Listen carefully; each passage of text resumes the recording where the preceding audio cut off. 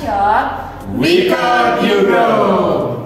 Nah, pada sesi bedah buku kali ini kita masih di dalam buku Master Your Time, Master Your Life. Nah, kita udah masuk di bab 3, yaitu di waktu peningkatan pendapatan. Di sini bersama rekan-rekan saya, mungkin bisa perkenalan dulu ya. Saya Kak Fadli. Saya Alex. Saya Miftah. Dan saya Diana. Langsung aja ya teman-teman. Mungkin dari teman-teman nih, yang teman-teman baca dari buku ini tuh apa sih inti dari buku ini? Oke, mulai dari saya dulu deh.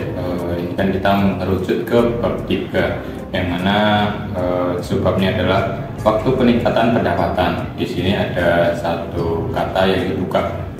Sangat baik, coba saya bacakan. Kata-katanya adalah: pikiran adalah sumber sejati dari segala kekayaan, kesuksesan, keuntungan materi, penemuan, dan penciptaan besar, serta pencapaian. Itu kata Rolf Bristol. Jadi di situ diterangkan bahwa ketika ditanya dalam satu audiens atau rekan-rekan yang lain, dia sering menanyakan bahwa kira-kira kalau ditanya apa sih aset terbesar yang kamu miliki, aset pendapatan terbesar yang kamu miliki, dan di situ dijelaskan, mungkin ada yang menyampaikan bahwa aset terbesar saya adalah rumah, aset terbesar saya adalah mobil, tapi di situ dijelaskan bahwa sebenarnya aset terbesar yang kamu miliki adalah kemampuan berpenghasilan Anda. Jadi di kemampuan berpenghasilan Anda itu dijelaskan bahwa ada banyak sekali faktor, dari mulai kemampuan seluruh akumulasi keahlian dari pengalaman, pembelajaran, kerja keras, dan hasil selama hidup Anda. Jadi saat hal itu, kemampuan berpenghasilan, dikatakan sebagai aset, maka hal tersebut juga bisa naik dan turun. Aset kan juga kayak gitu, misal rumah harganya makin tahun makin naik bisa jadi, atau makin turun juga bisa jadi.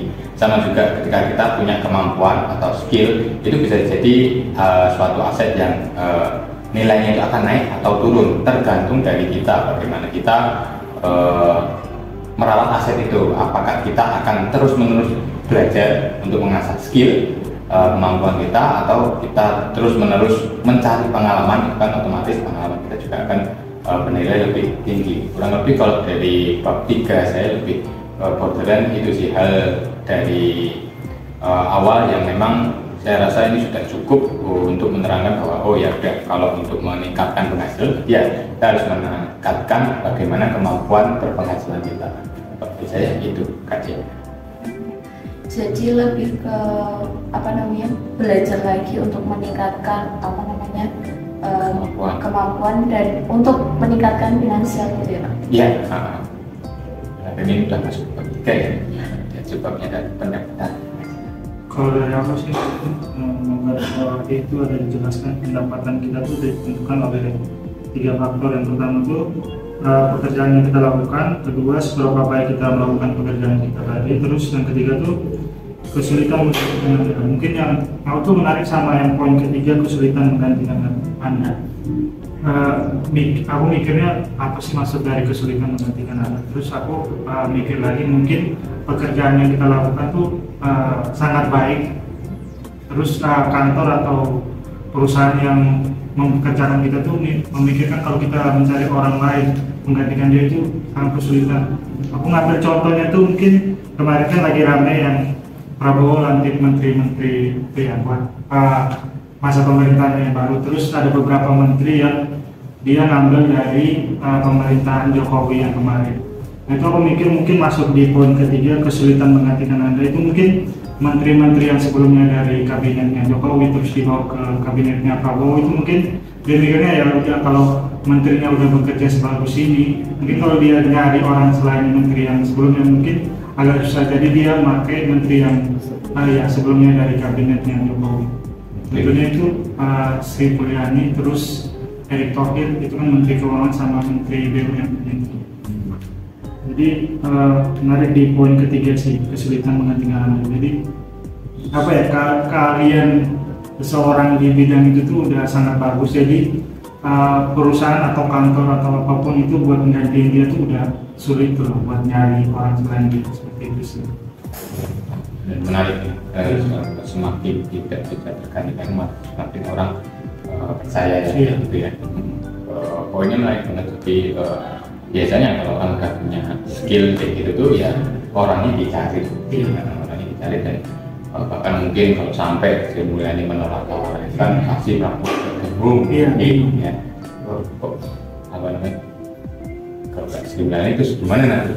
Kalau Bang Adi saya ikut nanti. Kemarin kan ya mungkin intermediate dia kan panggil beberapa menteri ke rumahnya kan. Jadi dia tuh kemarin lantik sekitar 50-an menteri. Terus yang dipanggil ke rumahnya sebelum dilantik itu ada cuma beberapa menteri gitu. Jadi mungkin aku mikir yang mungkin menteri-menteri yang dipanggil ke rumahnya itu mungkin yang memang susah dicari. Jadi harus secara langsung terus ngomong eksklusif. Jadi diundang secara langsung sama Prabowo. Nah juga ya kita ini ada presiden baru dan lebih baik lagi lah. Kalau dari aku sih, aku garis bawain di ini sih, di alam bersifat netral. Jadi jika kamu ingin mendapatkan lebih, maka kamu harus memberi yang lebih. Mungkin contohnya bisa diambil dari kayak yang tadi. Mungkin tidak apa-apa ya. Ya, itu kan kayak kalau kita mau lebih, kita harus ngasih yang lebih. Kalau kita ingin mendapatkan sesuatu yang lebih atau yang kita inginkan itu lebih besar, jadi kita harus kayak mengorbankan sesuatu itu lebih besar lagi. Kayak kalau kita mau karir kita langsung naik, nggak langsung naik, mungkin nggak stuck di situ aja mungkin ya. Jadi kita harus kayak ngulangin waktu buat belajar lebih banyak lagi, mungkin bisa di waktu lemburnya atau bisa lebih buat ngorbanin waktu sama keluarga atau ngorbanin waktu uang kita di dalam minggu, mungkin di pulang kerjanya itu kan bisa kayak perusahaan tuh lihat ini anaknya bisa nih kalau dikasih tanggung jawab lebih besar dari ini gitu. Iya, dan kita juga sempat belajar juga bahwa kesempatan itu kan kesuksesan itu biasanya pertemuan antara kesempatan dan kemampuan. Jadi kalau misal Bu Sri Mulyani dikasih kesempatan sebagai Menteri Keuangan, tapi kalau memang nggak mampu ya nggak akan bisa jadi langgeng atau terus menerus. Sama juga di poin yang tadi saya ingin ambil adalah alam bersifat netral ya. Jadi netral ya, kalau memang mampu ya pasti dikasih. Kalau memang nggak mampu ya gimana? Masa harus dibelain? Ini bukan sokokan. Harus menyiapkan diri buat mampu itu. Sama terus belajar dalam prosesnya itu kan pasti banyak gagalnya, banyak jatuh bangunnya, dan itu jangan lupa kalau kamu jatuh jangan lupa berdiri lagi sih. Saya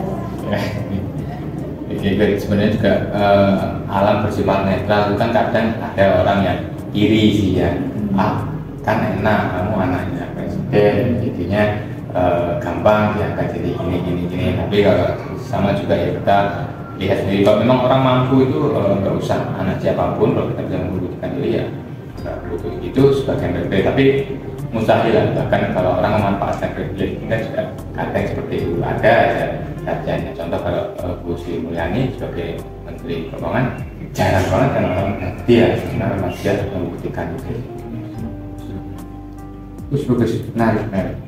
Kalau dari saya sendiri yang saya ambil itu naik dan turunnya nilai.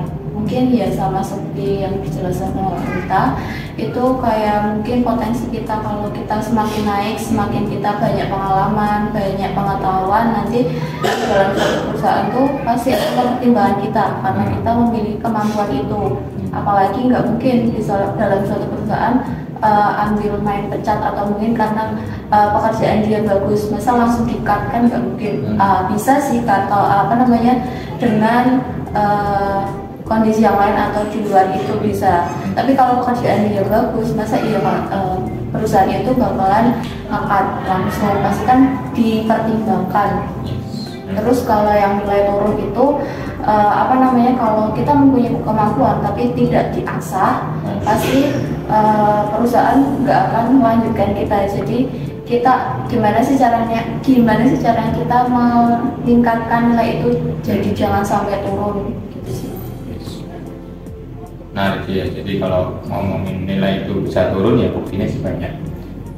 Contoh saya enggak S1, orang tua saya S1, Tapi kalau diukur kemampuan cara bagaimana komunikasi atau menjalani kehidupan sesuai dengan zaman sekarang, mungkin bisa jadi lebih ahli saya, karena sama orang tua saya kalau dipegangin HP lebih sekatan saya sama orang tua saya. Cara memberikan informasi otomatis lebih cepat saya, walaupun orang tua saya S1 pinter, tapi kan kemajuan modernisasi menuntut kita untuk ya belajar, ya namanya kita harus pakai HP, harus akses cepat. Kalau ada tool ini dipakai, ya pinter, tapi kalau nggak bisa memanfaatkan kecerdasannya untuk ya sekarang ini sudah zamannya kayak gini-gini, ya percuma juga. Karena yang benar sih, jadi saat ini mungkin kita ahli dengan 1 tambah 1 sama dengan 2. Semua orang ternyata sudah bisa itu lah. Besok ke depan kita nggak tahu ya. Di dunia ya teman-teman pada update semuanya lah ya. Yang hari ini mungkin masih malu-malu, mungkin masih malu-malu, ya. Jadi karena memang benar banget ya, kayak gini kan juga ada ilmunya ya, bagaimana berbicara. Saya sendiri pun saya ngerasa kalau saya ngomong itu biasanya banyak salah juga. Tapi kalau saya nggak coba, ya, setidaknya saya tampil dulu lah masalah tidak atau enggak. Dan ini juga gitu.